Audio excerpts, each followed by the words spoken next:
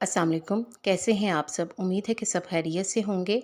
आज की इस ईद स्पेशल वीडियो में बहुत ही स्पेशल कुकिंग टिप्स आपके साथ शेयर करूंगी। इसके अलावा घर की दीवारों की सफाई और जाले साफ़ करने के लिए स्पेशल स्प्रे बनाने के तरीके भी शेयर करूंगी। उम्मीद है कि वीडियो आपको पसंद आएगी, आपके काम आएगी।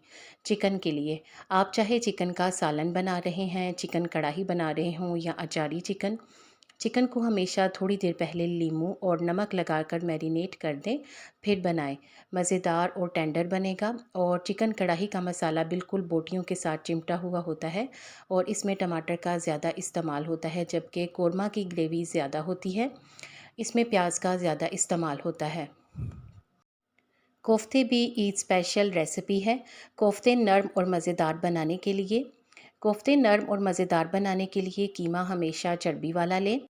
बहुत से लोगों के कोफ्ते टूट जाते हैं। कोफ्ते टूटने से बचाने के लिए अंडा लाजमी डालें, लेकिन ज़्यादा नहीं।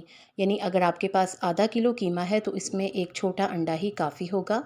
और अगर आपसे कोफ्ते सख्त बनते हैं तो कीमे में ब्रेड क्रम्स और अंडा दोनों डालें। इससे कोफ्ते नरम भी बनेंगे और टूटेंगे भी नहीं। और इसके अलावा कुछ लोग जब कोफ्ते बनाते हैं तो वो श्रिंक हो जाते हैं। अगर आप कोफ्तों में अंडा और ब्रेड क्रम्ब दोनों डालेंगे तो वो श्रिंक नहीं होंगे।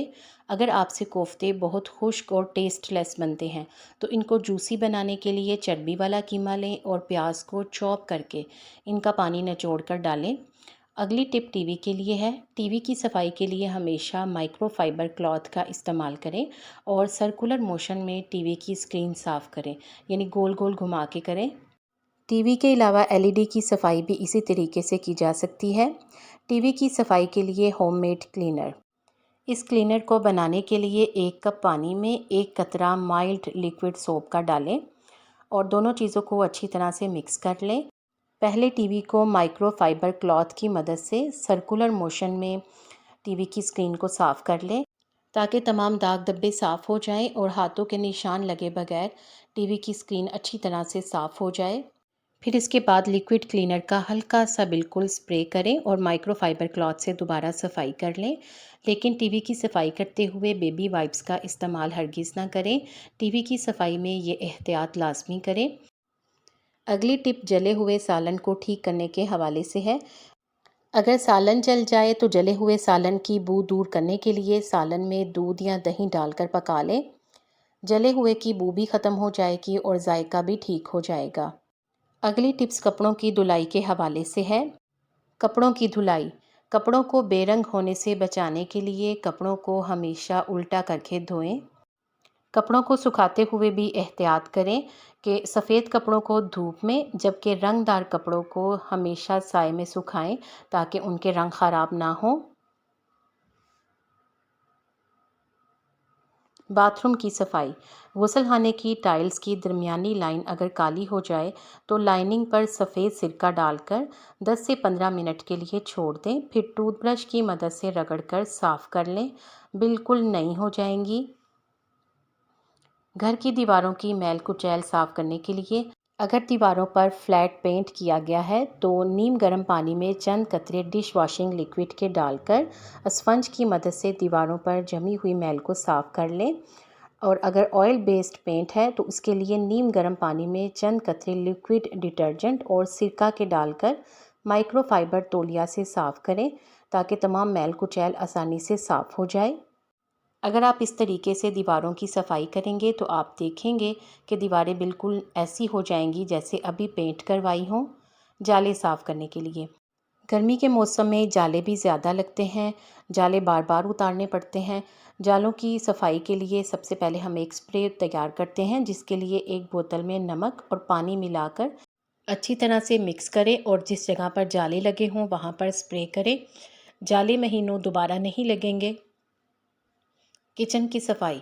किचन की दीवारों पर जमी हुई चिकनाई को साफ़ करने के लिए नीम गर्म पानी में बर्तन धोने वाला लिक्विड, बेकिंग सोडा और नींबू का रस मिलाकर टूथब्रश की मदद से दीवारों को साफ़ करें। तमाम चिकनाई मैल कुचैल मिनटों में साफ़ हो जाएगा।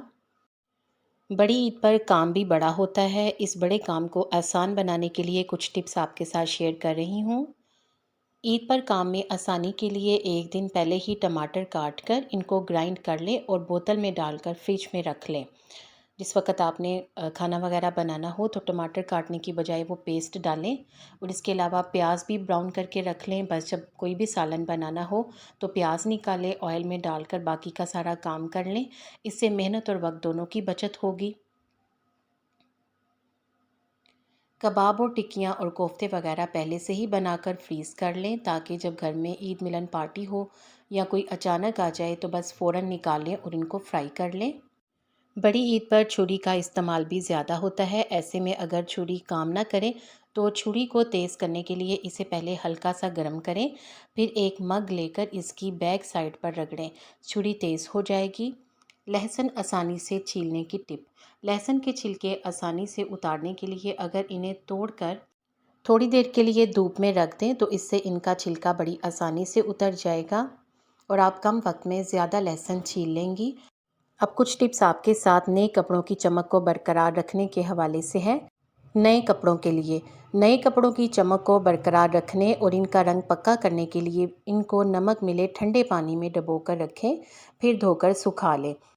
इससे कपड़ों की चमक भी बरकरार रहेगी और कच्चा रंग भी पक्का हो जाएगा। आपको इन टिप्स में से कौन सी अच्छी लगी है कमेंट सेक्शन में ज़रूर बताया करें। वीडियो को लाइक करके शेयर कर दें और ऐसी अच्छी वीडियोस के लिए अगर आपने अभी तक मेरे चैनल को सब्सक्राइब नहीं किया तो जल्दी से सब्सक्राइब करके बेल आइकॉन ज़रूर प्रेस कर दें, ताकि आपको इस तरह की वीडियोस टाइम पर और सबसे पहले मिलें। आप सबका शुक्रिया।